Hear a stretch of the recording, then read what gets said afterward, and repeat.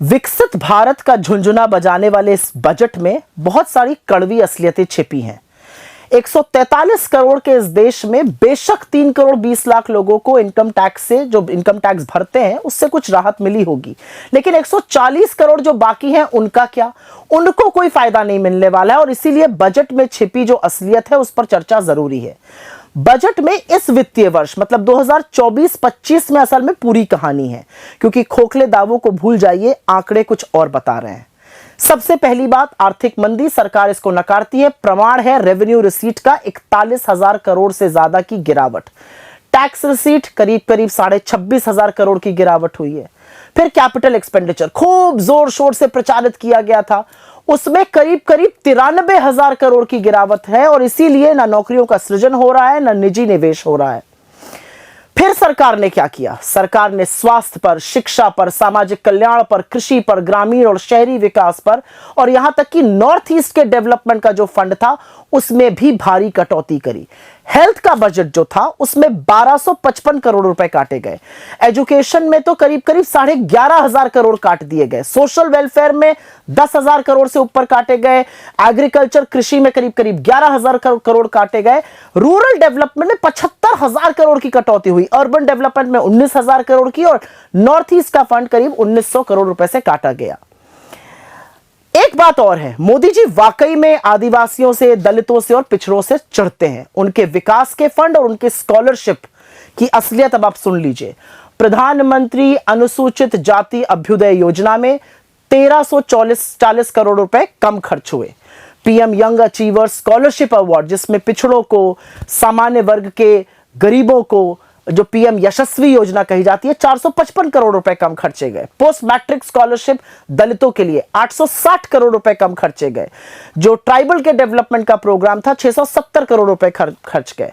और तो और जो सरकार के खुद के बड़े योजनाएं, खुद के बड़े कार्यक्रम थे जिस पर दिन भर जाप किया जाता था, उनमें भी लगता है सरकार का विश्वास अब डगमगा गया है। बड़ी योजनाओं में भी कम खर्च किया गया या उसमें कटौती हो गई।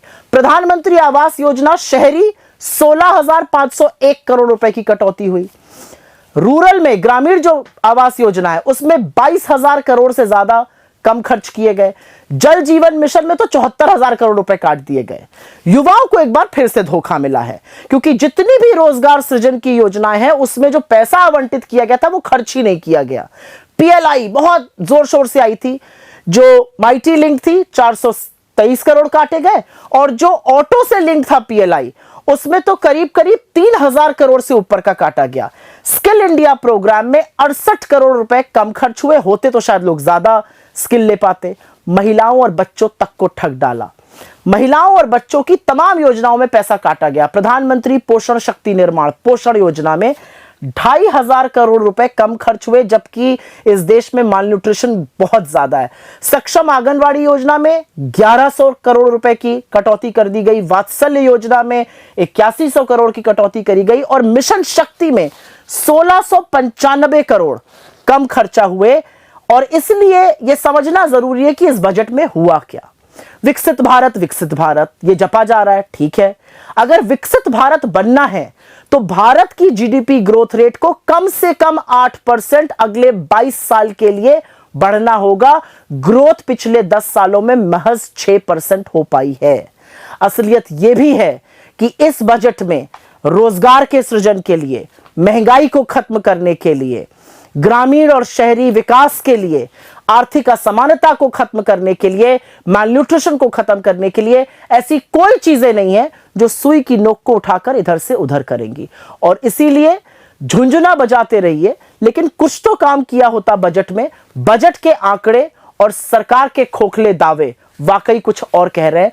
और इसीलिए बार बार अदम गोंडवी का वो शेर याद आ जाता है, तेरी फाइलों में गांव का मौसम गुलाबी है, लेकिन ये आंकड़े झूठे और ये दावे किताबी हैं।